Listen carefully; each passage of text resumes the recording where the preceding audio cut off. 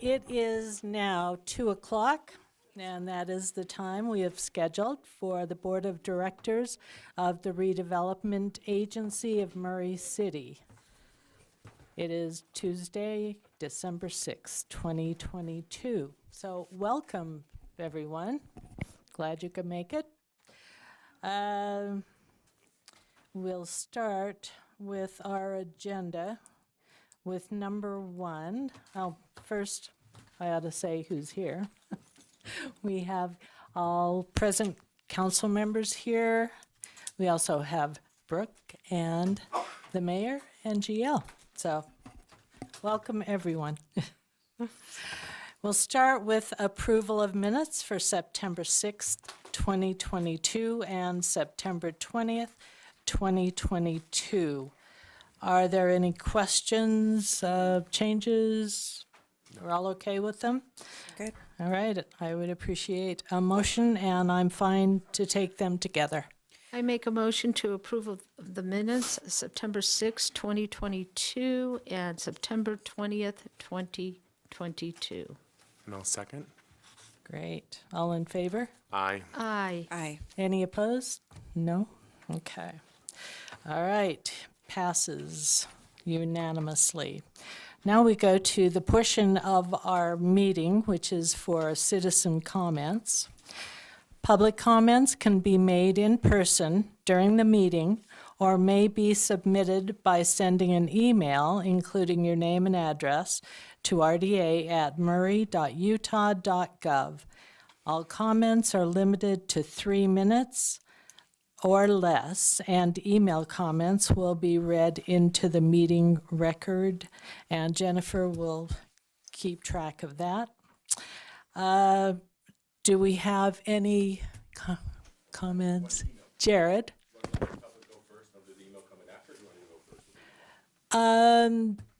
Doesn't matter, you choose. Yeah. Now that I've disrupted everything. I'll Good read the email. decision.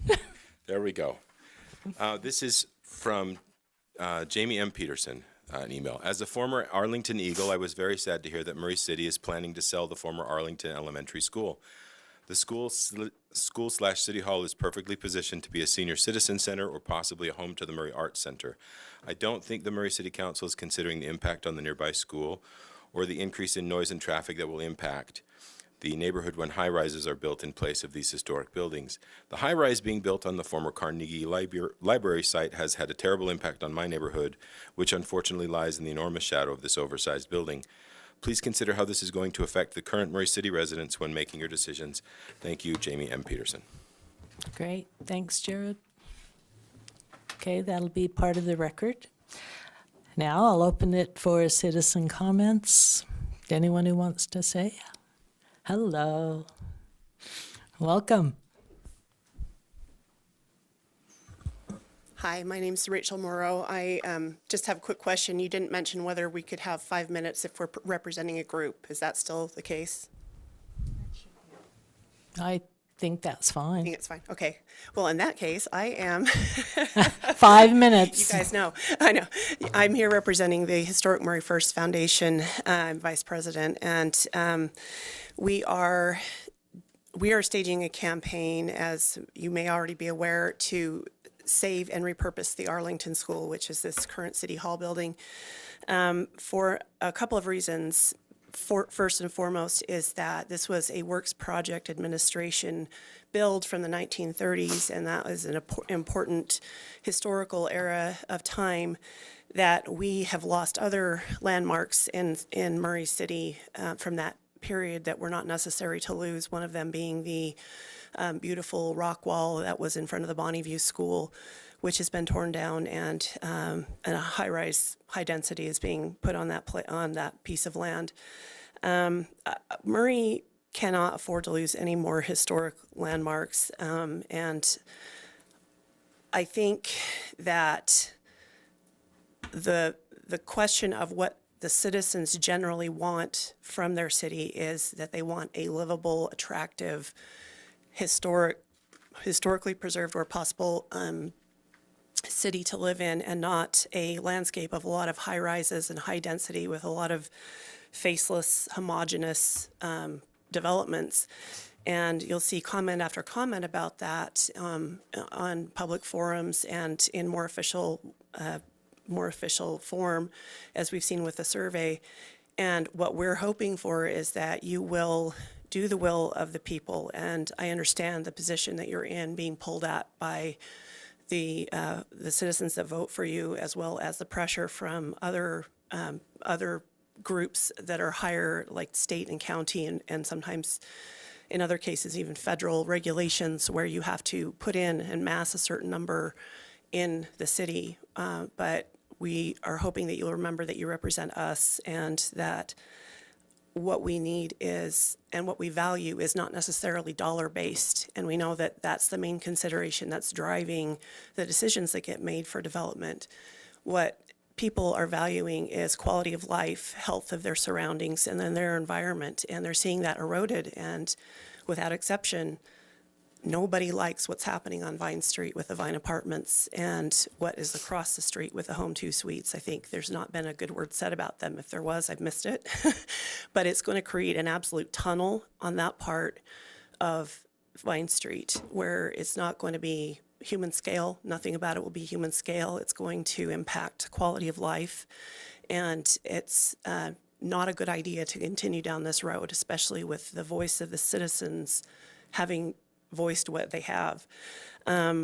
So we are going to continue to try to keep this building because it is human scale. It is important in the history of Murray, and it is, bottom line, preventing another high-density high-rise from taking its place. There are things other than dollar considerations that need to be made, and we appreciate you taking these into consideration and would strongly encourage you to continue dialogue with our group as advocates and with all of the citizens, and to do what they're asking you to do and not bow to the pressure of the developers and the county and state and the dollar bottom line. Thank you. Thank you.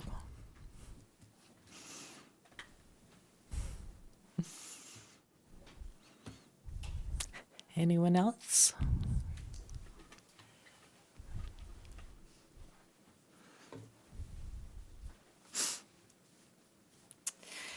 Hi, I'm Janice Strobel, and I live in District 3.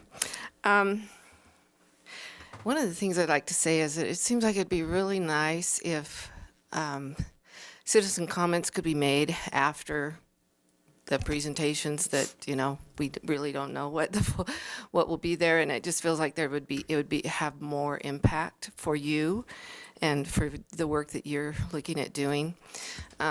So it's just an idea. And then,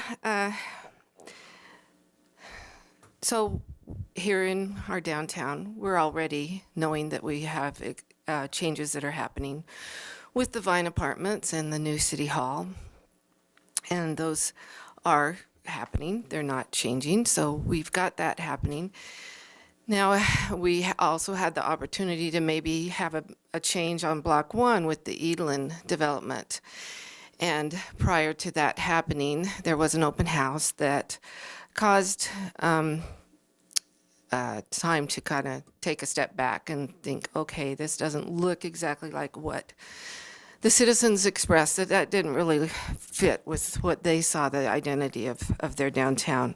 And so thankfully, the city leaders looked at what had been said at the time of that open house and expounded on that by doing a survey that was randomly sent to citizens. And then with that survey, it appears that the city council has looked at the need to redo or make some changes, improvements to the downtown ordinance. And that's being worked on right now. And I know there's going to be more discussion about that later today. It feels like whatever we're going to do is going to be the identity of our downtown, and which is a major part of the identity for our community is what happens downtown.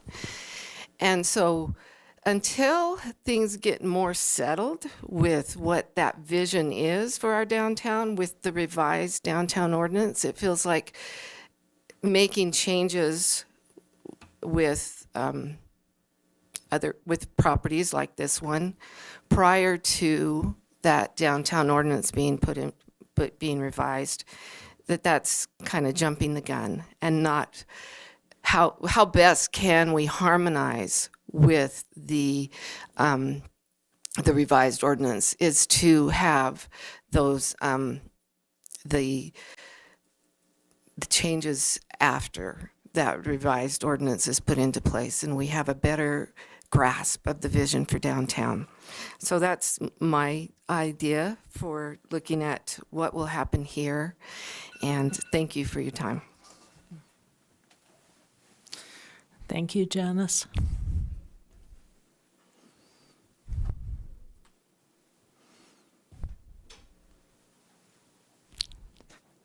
Hello. My name is Amy Thomas. I am in District 3. I am also on the board for Historic Murray First Foundation. And I just wanted to come up here and tell you that even though I'm on a historic preservation board, I am just a homeowner. I am not an architect. I am not a preservation specialist. I grew up living in a normal 40s home built post-war with not very good materials, and I always wanted a modern home for myself. Fast forward to now, I'm living in an old 1895 Victorian that I'm restoring. And I'm restoring it not because necessarily I love the architecture, though I do. I've come to appreciate it. But I do it because I care about human beings that live on this planet and where our planet is going for the future. I care about sustainability. And I don't care what a building looks like. What I care about is the air that we breathe and the water that we are able to drink. And keeping existing buildings here is the greenest thing that we can do. And I came here and I shared with you all previously, just in September, a preservation where I gave you some of the facts and figures around economy of keeping old buildings and restoring them or rehabbing them or just repurposing them, and also gave you some sustainability facts and figures as well. And that continues to be my main focus, is the sustainability of our future and our city. And keeping this building here is the most sustainable thing we do. If this is sold, it's going to end up in a landfill. And any construction here will take us, statistics show, 80 years just to compensate for the construction process of a new building. Plus, this goes into the landfill. No matter what LEED certifications you get, you're never going to get back the fact that this ends up in a landfill and the devastation that the construction process itself involves. So anything we do to this building is going to improve our sustainability for the future, our air and our water, which we need desperately to be healthy and good for us. So that's what I care about most of all. And as a human being, I hope you all care about that as well. Thank you. Thank you, Amy.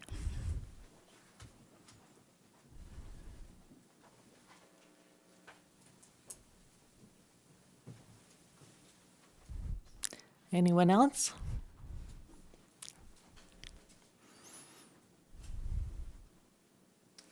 My name is Vicki Snow, and I live in Lost Creek Apartments.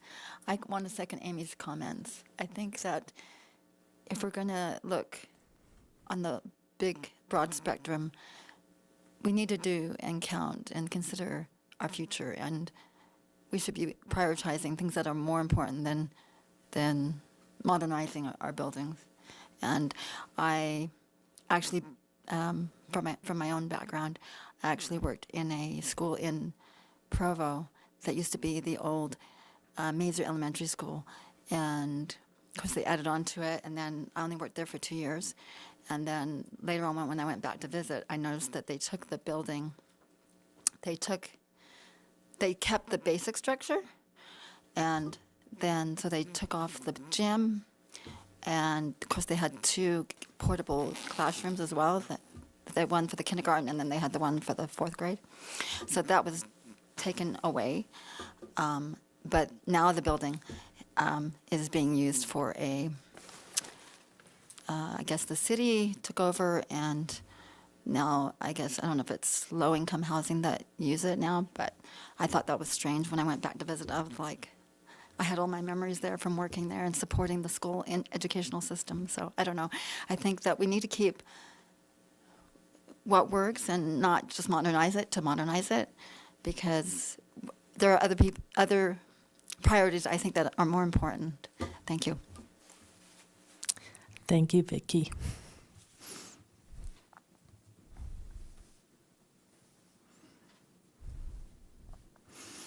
Anyone else? Okay. Thank you all for your comments. We really appreciate them. All right. We will continue on with our agenda. The next one is number 3, and that's to consider a resolution authorizing the RDA executive adopting the RDA meeting schedule for 2023. Jared? Thank you. This is just a kind of a housekeeping item. We need to adopt the regular meeting schedule for 2023. It was in your packets. Did anyone have any concerns with the dates that we've got scheduled? We're sticking to kind of the tradition. All right. Any concerns about the dates? Okay, that's all we need. If you can authorize that, if you can authorize the resolution, then we'll get it adopted and put it up, schedule it up on the website. Do we need to do a motion? Yeah, it's a resolution. And then for the record, we just lost Pam. I know. She stepped out for a minute. So should we wait, or, You can go forward. You got 3 here. so we're good? Okay. I'll make a motion, if you're ready for that. Yeah. That we adopt Thank a you. resolution authorizing the RDA executive adopting the RDA meeting schedule for 2023. I will second that. Thank you. I appreciate that. It has been moved and seconded. Do you want to take the roll, please, Brooke? Aye. Aye. Aye. Thank you. Motion passes. All right. Now we're at number 4. It is a fund balance review. Brenda Moore. Brenda is our finance director, so welcome. Thank you. So just wanted to very quickly go over the different areas of the RDA and what their fund balance is, and then a projected for next year based on, we haven't gotten the property tax yet for the RDAs for 2022, but my best guess. So there are 5 active areas that are collecting taxes or TIF money. Total fund balance for the RDA is $6.6 million. Of that, 2.9 is reserved for low-income housing. The important ones to know, because of the discussion that is coming up, the fund balance for the CBD, the amount of cash they have, the fund balance, they have $1 million that is set aside for low-income housing that we will need to spend on that. They actually right now have a negative fund balance of $30,000. So what that means is that we have sort of technically borrowed some money from the smelter and other sites. This fund balance will go positive next year, depending on what projects we finish. By the end of 2023, it should be $400,000. The reason it is negative is because it is land rich and cash poor. Brenda, can you remind us what the CBD RDA area is? That's the central business district. So that's the area that the Block 1 is sitting on. It's the one that owns this property. It's basically the center of town. The smelter is the RDA across the street, which is the hospital area. They have the positive fund balance, just for reference, of $3.5 million. But they stopped collecting taxes in 2023, which is next calendar year. So next year is the last time that they will get taxes, and then we will have to figure out what we're going to do with that $3 million. But that's a discussion down the road. Right now, we're talking about the CBD, so they are negative, and all of their fund balance is right now needs to be pointed towards low-income housing that they have now, unless you sell property. Is that for the smelter balance or just the balances in general? The smelter itself, it has $911,000, which needs to be spent on low-income, moderate-income housing projects, and the remaining can be spent on anything that will generate economic incentive of some kind. There are two others, East Vine, Cherry, and Fireclay. Fireclay is still paying out the TIFs. They do have a positive fund balance, and they have approximately $900,000 to spend on low-income to moderate housing. Those funds can be spent anywhere in the city. That was my next question. Thank you, Brenda. Yeah, low-income housing funds we have designated can go in any project that's within the city. Doesn't have to stay within the CBD, or within the RDA areas. The funds that are collected for the RDA possibly could go to something adjacent, but you have to really prove The reasoning. a reason that spending money in a different RDA area from like the smelter to the Cherry Street or wherever you went is justified in that it will help both areas and not just one. Is the Murray Theater under the CBD as well? It's in the area. It is all owned by the city, though. Oh, that's right. But if once it moves from the city, then it can be It considered. will always be owned by the city. Oh, that's right. We traded land for that so that the city can own it and operate it. That is, a nonprofit theater is not what the RDA is designed to be invested in. So the city is doing that. So I have a question on the funds, because I'm trying to think through, you talk about low-income housing. Do we have projects going on in the city, or is that contingent on a developer coming in and saying, I want to do a low-income housing project, and then we would more or less subsidize that program with funds from the RDA? Is that how that works? We have ideas on how to use some of this. We're going to use some down in Fireclay, helping some of the low-income people. I think he's getting ready to do a pilot project on helping them with transit passes, which is a legitimate use for this because it supplements things that they could use for other, they can use their money for something else, for food, if we're helping them with their transit pass. And in the end, if we don't spend the money, what happens? It goes back to the taxing entities in the ratio that it was collected. So the mosquito abatement would get a little bit, the school district would get a little bit, the city would get some, the county. And the state. I'm trying to think, the Central Valley water people that provide drinking water would get some. Okay. We could also, and this is just hypothetical, use it for other means of like parking or to help support other areas if and when things come. And that support areas, businesses here. Yeah. Okay. Any questions? Okay. Any further questions? Okay, thanks, Brenda.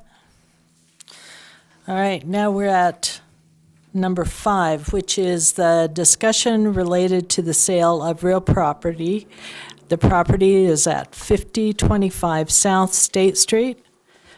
This site, the existing City Hall site, and 4886 South Poplar Street, which is the historic Murray Chapel site.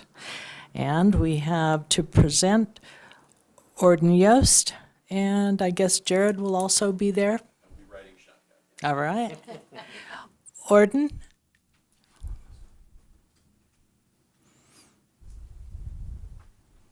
So I believe that we were going to entertain a motion to talk about some of the real estate transactions that need to be done in closed session first, and then come back in for the...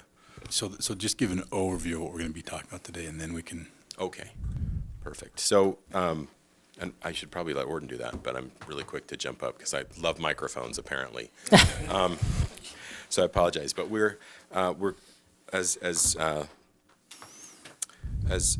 Chairperson Turner said, we're going to be talking about the sale or the potential sale and the impacts of those sales or potential sales of 2 of these properties and the different things that can result from that, and some of the work that Orden has been doing so far as our real estate representative for these properties. As you recall, the RDA made a motion to, or agreed to hire Orden and his firm to represent us for this. So this will be the first kind of foray into what Orden has been working on and the ideas that has generated and the possibilities that come with the potential sales here.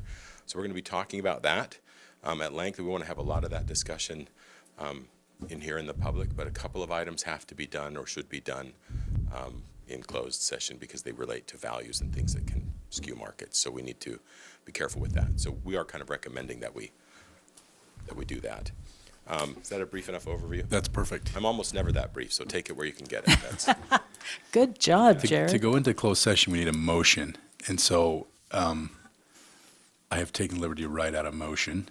If you'd like to entertain that motion, this would be the time to do that. Okay.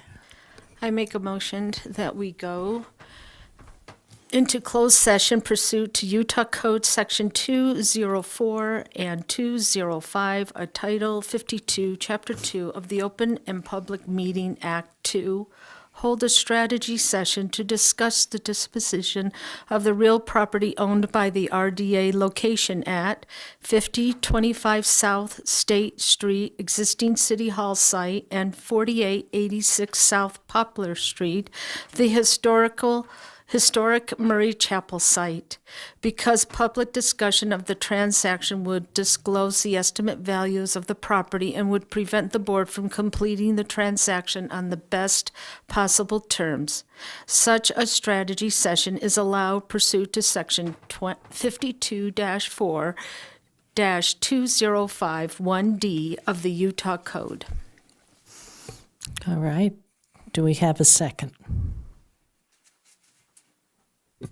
I second. Okay. All in favor? Aye. Aye. Aye. Aye. Any opposed? I didn't hear any, so we will go into closed session. We will be,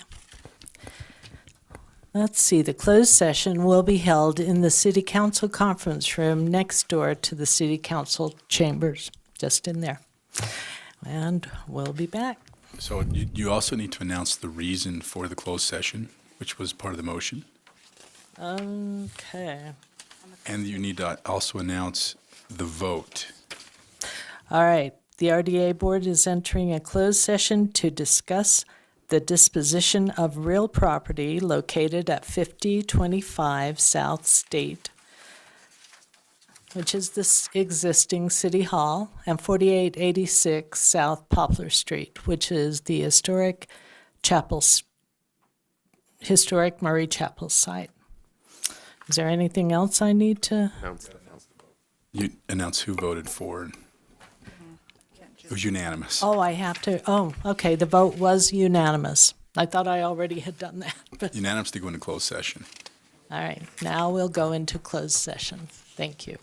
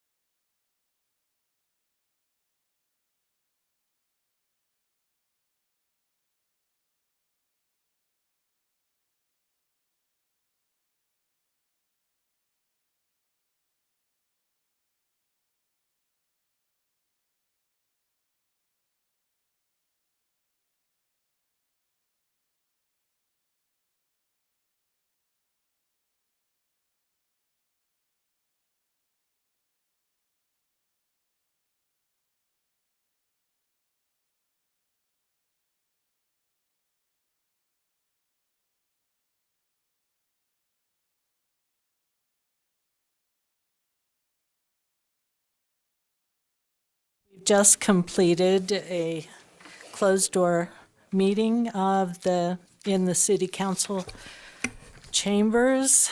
I mean, we're back to the city council chambers. We've just completed a closed-door meeting, and we will continue on with the agenda and talking about the property at 5025 South State Street and 4886 South.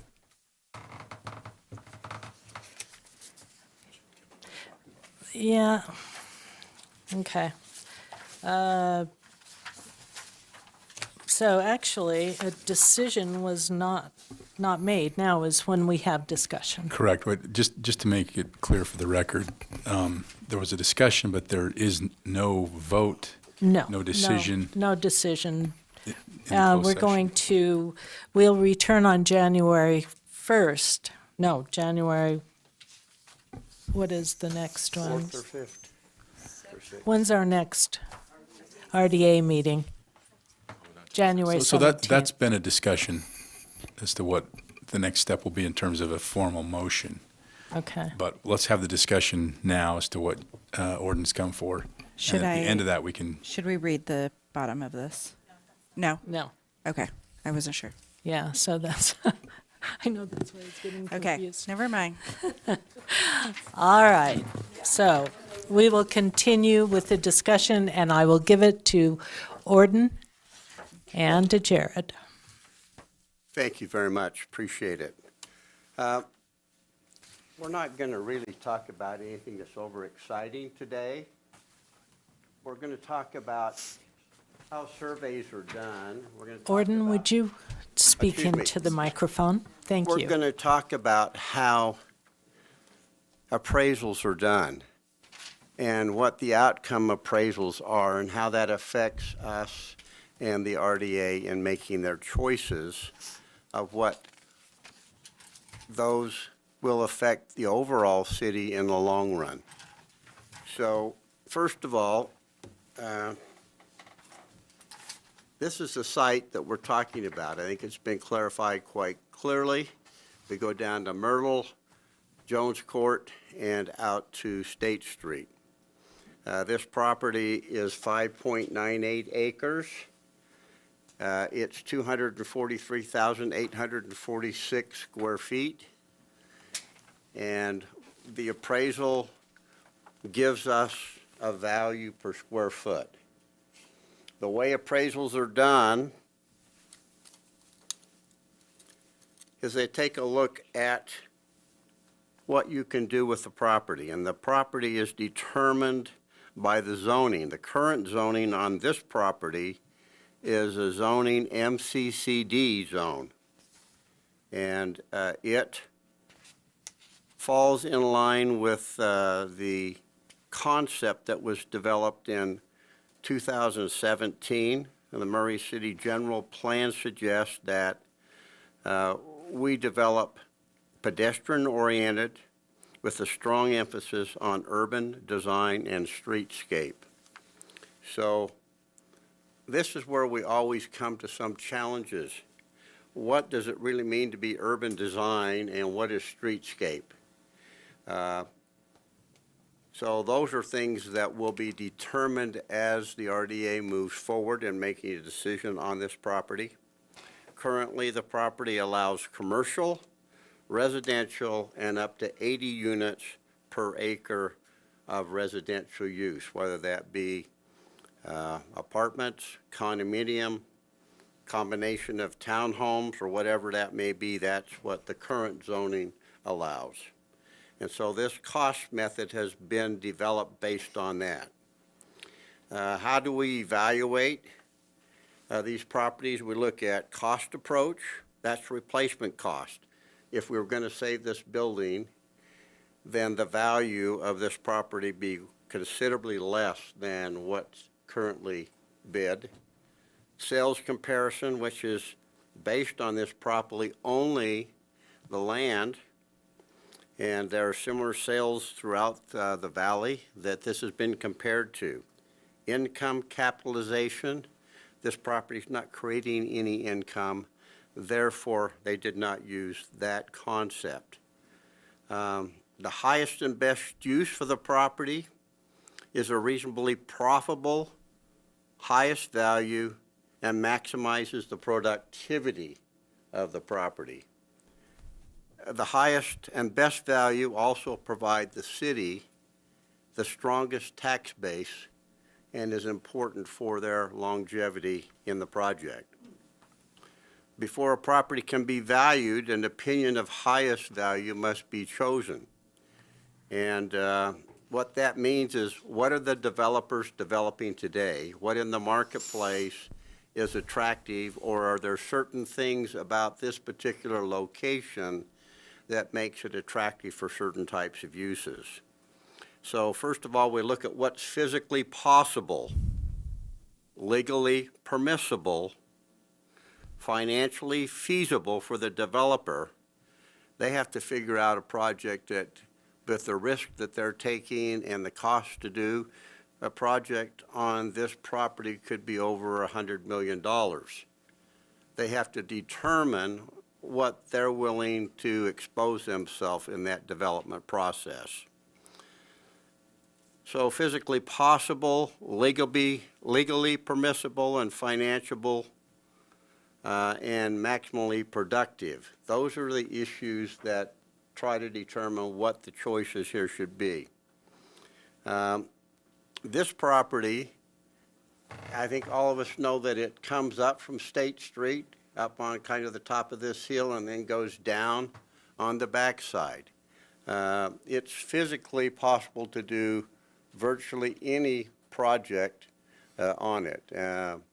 Obviously, if anyone's been by the old Bonneview School, you've seen that they've knocked that hill down and they're trying to make that different. Hopefully, someone here will take advantage of the contour of this property and help us to feel comfortable when we drive down the street.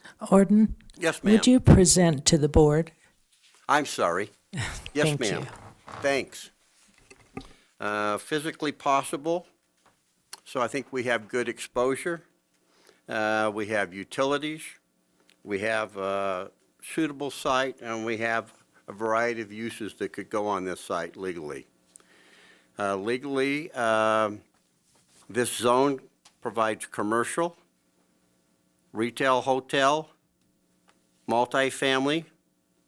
Currently, there are no restrictions, but there is an interest to whoever the use of this property is that they potentially provide the city for the use of the Murray Theater, 100 parking stalls, which could be a significant issue.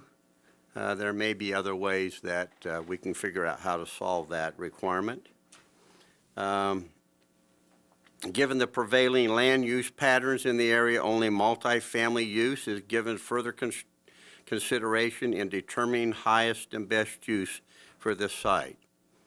However, we've talked about the potential of doing multiple types of uses in what we would call a vertical multi-use property, which we'll talk about when we get into some pictures later, where there may be a medical building, residential building, there could be somewhat of an office building or retail use that would be used on this site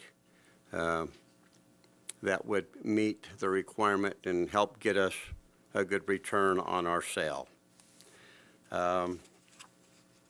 So financially feasible, we've talked about a little bit. Maximally productive, that would generate the highest residential land value. Multifamily use is being what's recommended by the appraiser. Development of the site for multifamily use is the only use which meets the 4 tests of highest and best use. Therefore, it is concluded to be the highest and best use of the property as vacant. Most probable buyer of this property would be a developer, and I think that is with any of the concepts that we've talked about, whether this building remains or whether it's removed, is going to take a developer to do that project. Marketing time, which is very interesting to everybody, is how long does it take for us to get some activity? We can get activity very quickly on this. We have over 30 developers who are interested in the site, depending on the current zoning. The opinion of the appraiser was that it should take between 8 and 9 months for this property to sell, and it potentially would take between 18 months and 2 years for this property to be developed and completed in any of the types of uses that would be permitted here. What we're going to get into here behind this would be some ideas of types of buildings, and maybe you can peruse those and see if you get a feeling which one of these types on the left or the right-hand side has the highest density. Because density seems to be an issue that we discussed often when we're talking about look and feel of a property. So if we go to the next page, we'll see that both properties are 60 units per acre. The differences between the two is that the right-hand side has more green area, less asphalt, less parking fields, which has a taller building than those that are over here on the left-hand side. A lot of people have come together, not from my company, but this is from a national result. It says, density as a word is an abstract quantitative.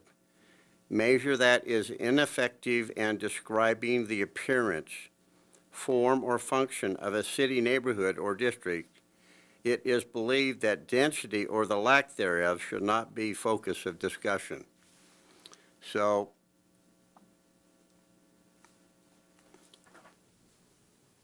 just to give you some basic information, under the buildings on the right-hand side, these have underground parking primarily. Underground parking for 100 stalls is around $2,600,000. Above grade parking stalls in structure would be about $4.5 million. And if they did the parking underneath a building, that it would reduce the cost about $26,000 per unit. So building underneath is usually cheaper for a developer than making a field of parking, which is the reason that the one on the right-hand side has more open area for activity and for moving around. The next one has 3 different properties, talking about what is the higher denseness in each of these properties. And hopefully you can see those okay. The next page shows us that basically on the left-hand side we have 11 units per acre. You'll see the big parking surface out there going to a 12 unit per acre on the next slide and to 12 per acre on the following slide. So there are just many factors which affect density, and density really shouldn't be the issue. The issue should be how tall do you want the buildings, how much open area do you want? I think, Jared, 15% is required outside of the units. As you go higher, you most likely can get up to 30 or 40% of the property can be open and spacious based on the height of the buildings. Now, I've been told, and I don't know it's the case, but I believe that the RDA was looking potentially to find a architectural review committee. And so I stuck these pictures in as of different buildings throughout the country. Some show a little bit where there's townhomes or there's 4-story on grade, or whether there's something that wraps a podium, which would be a parking structure, and then you wrap the outside of that with either townhomes or apartments or condominiums. These just give us some ideas and looks of what potentially are out there. Here's another property built around a podium. The other one, which is a type 1 construction, which is a all-steel project. That project cost considerably more to build than the one next to it, even though their units per acre are similar. The cost is extremely higher on the other. The next page, this is a building, and I put it in because it's very similar to the building we have across the street, which is the Transformation Building, which we look at every day as we drive down the street. Some of us find that a very attractive building. That would be something that, and it's interesting, this building here looks pretty mundane, but it has almost 200 units per acre in that property. So that means that the parking structure and everything are included in the inside of it. And this is built in Portland, Oregon. The block it's built on is a 2-acre block. So this is a half of a block building in that area. This other in Denver, go ahead, please. Keep me up to date. No sweat.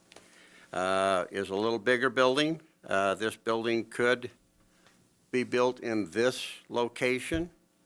You'll note that one of the things here, as opposed to some we're going to look at down the way, that all the balconies are outside and protracted from the buildings, which really makes it look like an apartment complex. If they're sucked in and built internally, it looks basically like an office building. So, a little different. This next one, again, these are examples of density. These are examples that potentially a group can get together and determine if any of those they like, they could look for that for their examples for a project here.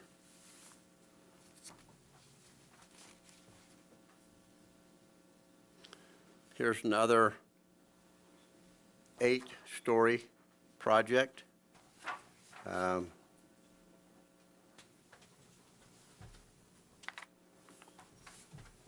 Here's another 10 to 11-story project. This would not fit in our zoning here at the very most. It obviously is outside of our parameters and probably much higher than we would want to have. These next buildings just give us some ideas of how we put some buildings together. One of the thoughts about this site is that it could accommodate multi-buildings.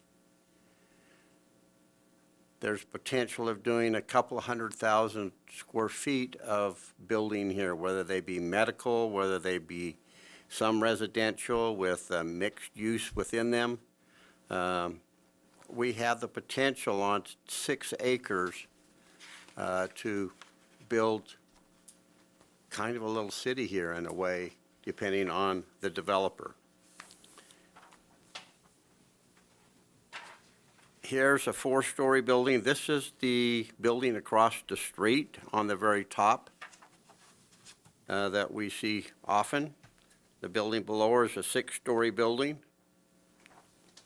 Again, these are ideas that hopefully can help the RDA make some choices of what kind of architecture or structures they're looking at. I've added, these 4 buildings are all medical buildings. So if you've been to Fashion Place Mall, you've seen the University of Utah's facility there, the Moran Eye Clinic. Obviously, if you've been down 48th, you've seen the EMI, which is Administrative Health Building. And again, we have the Transformation and one of the buildings at IMC as a medical building. Thank you. This building on the upper right-hand side of this project is a 3-story building in front and a 6-story building in back. The interesting thing about it is it has a Safeway in the bottom of it, which could be a positive type of use that we'd love to see here in Murray. We miss our old Safeway. These are just some other structures. I think that you'll notice on the bottom right-hand side, this apartment complex, multi-use complex, has a Starbucks on the bottom and retail there. You'll notice that their outside patios are all set back into the building as opposed to coming out of the building, and it gives it a totally different look about what it is. Thank you. These are some apartment complexes in our marketplace, parking structures, and retail on the main floors.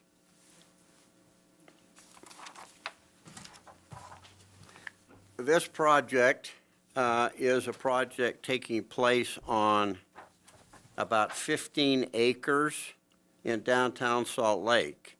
For all of us that are missing our newspapers, Desert News and the Tribune, this was where they were printed. So it's called the Post District. It is between 5th South and 6th South and 3rd West and 4th West. And what they have done here is they have gone vertical mixed use. So we have a Post, the market in front here is a restaurant, deli, and a small fooder, grocery on the bottom. Then you have some multifamily. Then you have some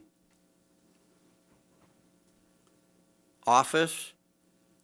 We're not building a lot of office buildings right now because of the go home and work concept. Most of these buildings, my company has a full floor in a building downtown, and up until a month or 2 ago, we were only getting 2 to 4 people in the space. It's 20,000 square feet. It's half the size of this building, only getting 2 to 3 people in there to work. So outside of what's being built right downtown, maybe on the freeway, or at the south end of the valley, there typically isn't any office buildings being built.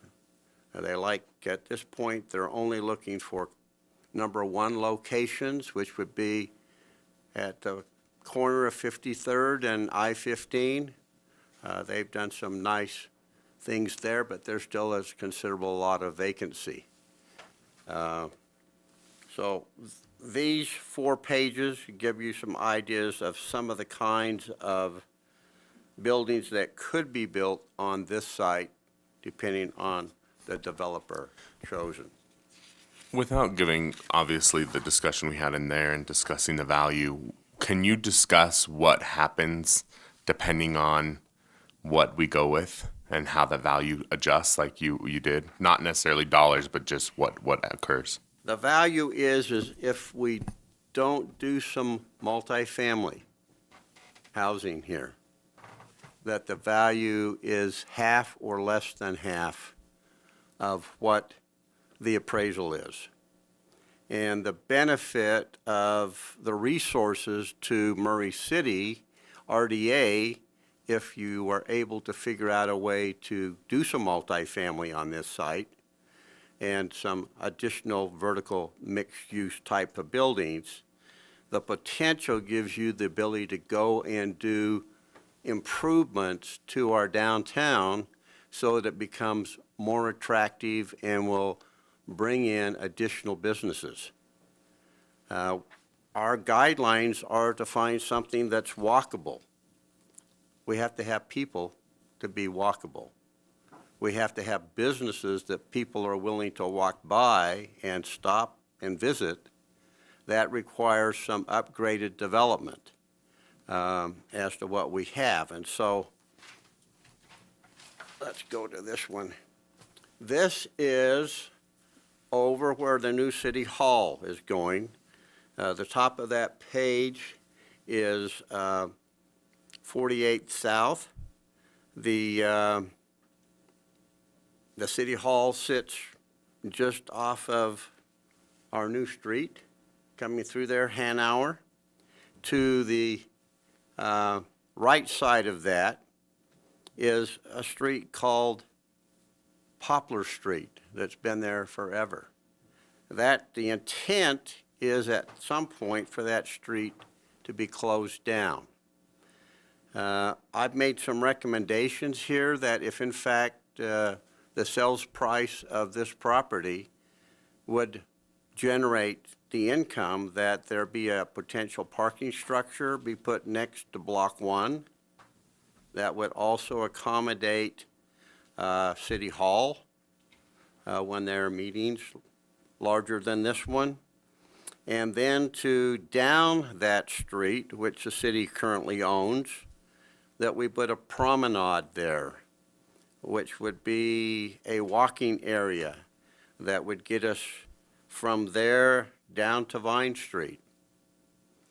And there are some pictures of this. On the right-hand side is kind of the concept of that. Let's go give you a little bit better look at that. You can see the new city hall at the top and Hanauer Street going across. And the promenade is noted there. Then these are items. It's sitting areas, it's walking areas, it's activity areas. There could be just a variety of things there. We could have summer concerts, we could have farmers market, we could have arts festival and crafts, food trucks, just all kinds of activities, checkers tournaments, booth rentals.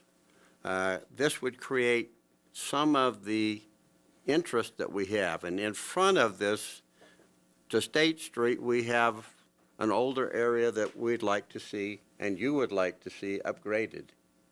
And it could be a positive aspect and potentially a way that RDA could increase some activity and some interest in development in that general area.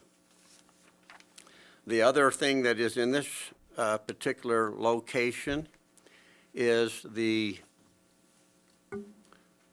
Murray Chapel, which is also a property that I have been asked to market. We have not done a current appraisal on that site, but that site takes in 5 parcels of land, a little over an acre of land. And my recommendation or considered thought that the RDA consider is to move the Townsend home, which is currently on Block 1 and presently is being considered to be demolished as Block 1 gets designed, to move it down south of the chapel. There's a cost, and if we could move it there, We believe that as we upgrade the area in front of it, and obviously the access would be from Hanauer Street behind of it, that we would be able to cover our cost and of moving it and also for the land. So that's a recommendation that could be used for either for other funds that are in the RDA or could be used from some of the proceeds of the sale of this.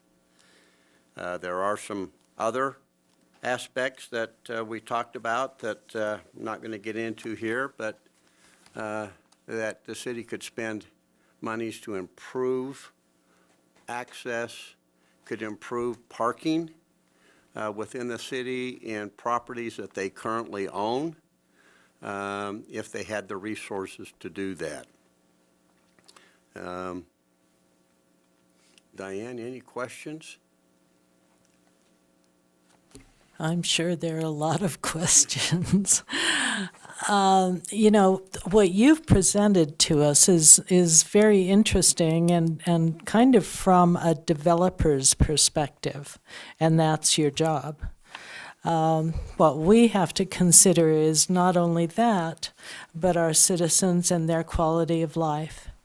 And we did a questionnaire, and you know, they're very loud about what they want to see down there. And as we've talked about before, density and height, you know, 10 stories and 100 per acre is just not. That's way too much. Yeah. I concur. So, so then we also have to balance the value, what we can get, and then what we would invest that money across the street. You know, Promenade, I love the idea of that. So I think that's really helpful. So we've got, you know, a lot on our plate, and I'm sure there are many more questions. So, Council, or I'm sorry, RDA, go ahead. Do you, or you could go. Go ahead, please. Would the value increase or decrease if we were to sell this partial in sections versus all together? It's a challenge to determine how to get the highest and best use if we parcel this property. Part of the issue is that we have a zoning that controls the property, and if it stays the way it is today, and we sell it, let's say, to 3 or to 4 property owners, you could end up with 4 or 5 multifamily projects with retail underneath them that will be hard for them to be successful with the retail. The challenges are finding a developer similar to the one that's doing this project downtown, who is looking and willing to do multi-type of vertical that would meet the needs of what the city would like to have here, with the kind of things that would draw people to this site. When we talked, there are medical users in the marketplace, but those medical users are at the most 100,000 square feet. You can put 200,000 plus square feet on this project. Or you can do something not quite that impactful and have a whole lot more green area on this space, however you want to work with it. But typically, if we had 4 streets around the outside of the project and had that kind of circulation, and we could maybe divide it into 4, and we could get an access off State Street down the middle, which may be a real challenge. I mean, UDOT does not allow that very much, not in that short distance. We have what we have. We're 300 feet in the front.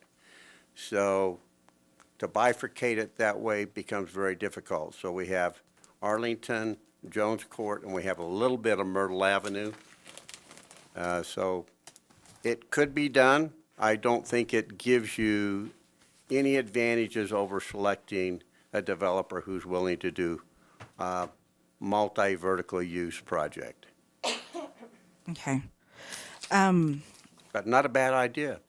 I was just curious. I mean, I don't know. This is why we have you here. And maybe this is a question for Jared about zoning. Earlier this year, we discussed the MCCD zone and revamping that. We haven't done it. We've waited, and we still haven't done it. But now we have this here, and now we have a figure.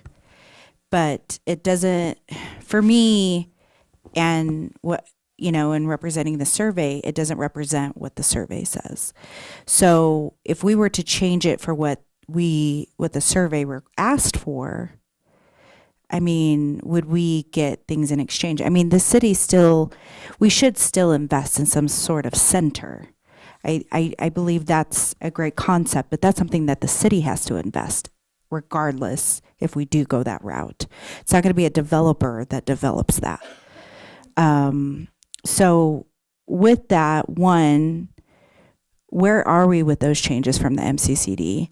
And two, how does that affect any projects moving forward? That's a great question. Most of the projects moving forward, there's not a lot of projects moving forward because the city controls a lot of the land that's still in the MCCD zone, that's in the zone that we're talking about. And the other land, a lot of it's held in 2 or 3 different entities. So most of the land is held by like four different groups. There's a couple of individual properties. That's developable or immediately developable. So not a lot is happening anyway because the market is taking a pause and taking a breath to see what's happening. And the city, likewise, also is taking a breath. With regards to so nothing's really, there's not a lot coming our way. We've been the last 2 applicants in the MCCD with the Murray Chapel and, with the Murray Mansion changes and with the Murray Theater. But there will be some in the future, I'm sure. The code changes that were anticipated or that we talked about in August after the survey came out in July, going back through my notes, I'm not sure that there's a lot of conflicting things in the survey. So I guess I need a little more clarification about what you feel like the survey says about this site, because I'm not really sure. It says a lot of different things. Well, one of them was the height.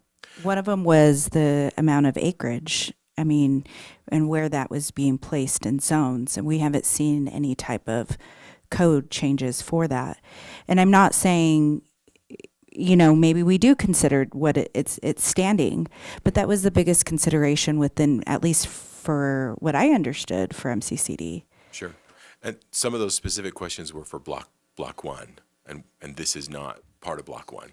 So I took those heights. The survey was for block 1, but as a whole, as a council member, you have to understand, I'm not determining my decision just for block 1. And we were also left it very open-ended in that survey to be as a whole. And we discussed that in that meeting specifically. So I could see your perspective that this is that was for block 1. But again, as a representative, I can't just say, okay, well, let me just turn a blind eye and say, now I'm out of the conversation. Right. No, I think I see what you're saying.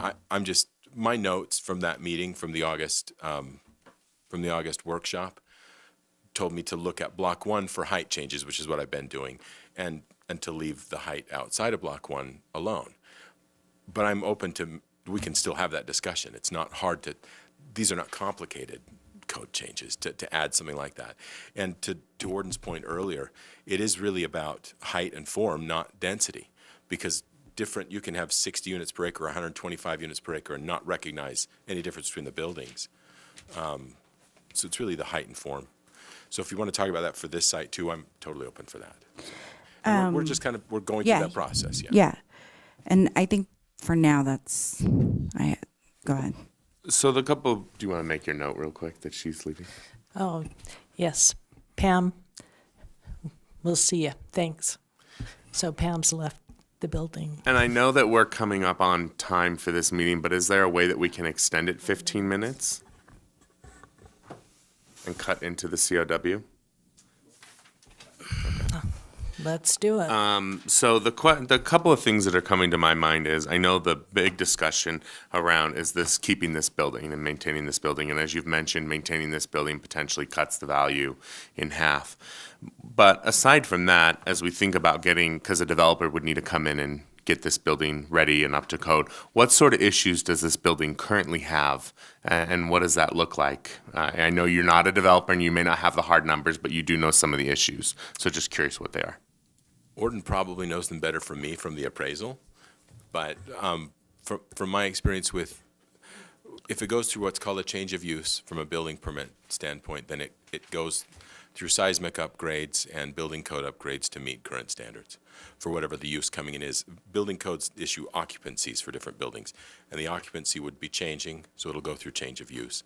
That's I don't know word to say other than brutal. It's a hard process. It's not for the faint of heart. You got to mean it and be willing to do it. People go through it on single-family homes that are rezoned for office. It gets difficult. That's a good example to use. So if you're taking a single-family home that was built in 1945 through change of use, you would make it seismically stable so it would withstand an earthquake. You would upgrade the plumbing. You'd make all of the, if you're changing it to commercial use through change of use, all the bathrooms have to become ADA accessible. The building itself has to become ADA accessible. It means widening hallways, doorways, etc., unless you have an exemption of some kind, and those are not easy to come by. So it's a pretty big process.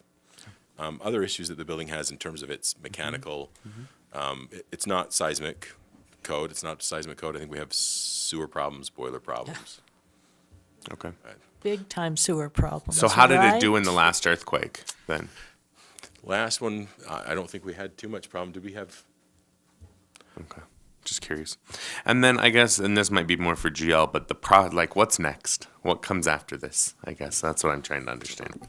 So what Mr. Yost needs is some direction in terms of who to market this to. And one suggestion that's been discussed is whether to come back in January for another meeting, take some public comment, and then have a formal motion on a resolution giving him direction in terms of marketing. And does that have to be the 18th, or can we move that up to an earlier meeting? You could have a special meeting. Okay. Because what's the first meeting in January for the council? The 3rd. So it's potential to have, we could have a special meeting on the 3rd for the can. RDA. You can. It's a lot. Yeah, that's a lot, but it is a possibility. Also, what I would like to bring up is I hear about the possibilities of a medical building in the front and some housing in the back. I mean, I think that's an interesting concept as well. So that would take up the whole space, but it would also have to do with housing, probably multifamily, and then a medical building in the front, which makes sense for that area. Anyway, what do you think about that? What have you had any interest in that kind of a? I have had interest from some who are interested in doing some medical here. And again, it's how does the site end up laying out for that kind of use, coupled with a multifamily use and some commercial use. Obviously, the medical building would meet whatever code we require, so that the multifamily could be built. And that's why when we talked about potential different developers, and one doing one thing and one doing another thing, it would benefit us to use one developer so that the site's consistent in its use and it's laid out so it functions. Obviously, what kind of medical use we can get here. There are some out there currently looking. and trying to figure out how to do the sizes they want to do. A lot of times when we have medical use, we would be looking at a single-story building, and they'd have to do their parking underground. But they could nowhere get close to the price that we've been appraised at. It would be less than half of it. Okay, I didn't realize that. That's the single-story medical building, yeah. But we also don't generate income on just medical use, correct? Well, these would be, the buildings, the ones I'm talking about are being built by a developer and leased to the medical use. So yes. Oh, leased. They would be taxed. okay. Yes, That was my other question and just clarification. Do you have not any other- nonprofit. We can't do that. Yeah, no, nonprofit's not going to be helpful for our citizens, that's for sure. I have a few more questions. I guess this may be for the council. Are we interested in taking the most amount of money and just let it run with it? Because we will not be able to decide what it's going to look like after we go through with that. I mean, we have the MCCD, we have the design review, and we're going to trust in Jared and Zach to give us, to listen to citizens and do what we want. But this cell is really a cell. And so these pictures are great, but does it really, do we take the full amount and say, okay, vaya con Dios, or do we really determine? Because if we sell the most, then we're going to get something that may not fall into what citizens want. Or do we, not within code right now, it's Right, going to. we have to. Right. We have to change. We have to change the zoning code, in the zoning. Right. And then the other question is, and this keeps coming up for me, and I if I don't ask it, I'm going to hear about it later. But with the potential cell, within that cell, maybe this is a GL question. How do we protect the facade of this building? We all know that the seismic, to build and to keep what we have here is going to be a problem, and any developer, anybody is going to have an issue with that. We already know that. But the facade is very important. The facade is important to citizens. The facade is important to people of this district. How, and is that something that we can negotiate within our contract of the cell? We can. And can we use RDA funding to help with that? Right, okay. You suspect we could. Okay. That was my other question. So, Then thank we you. would have less to go on the other side to do. I mean, it's that balance. We have to create some sort of balance. I know we won't have control of anything else after. But maybe we can negotiate that. I don't know. That's why I asked it. Oh, sorry. Go ahead, Ordan. Oh, thank you.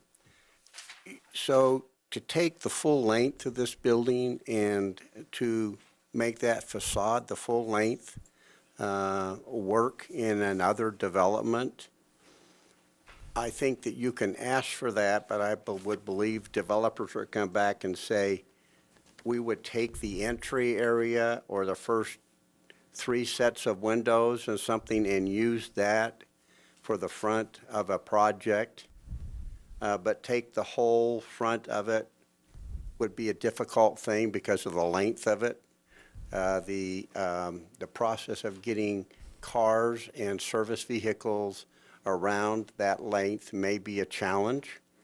So just as a thought, you might consider a portion of that being maintained. And obviously, we do have a part of it that is very iconic that might be satisfactory for citizens. I don't know, but just a suggestion.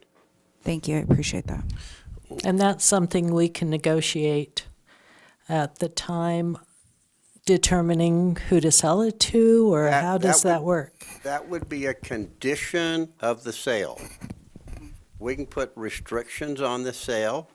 It might affect the value, but we can put restrictions on the sale by CCNRs or codes or agreements between seller and buyer as to some things that we would like to have happen.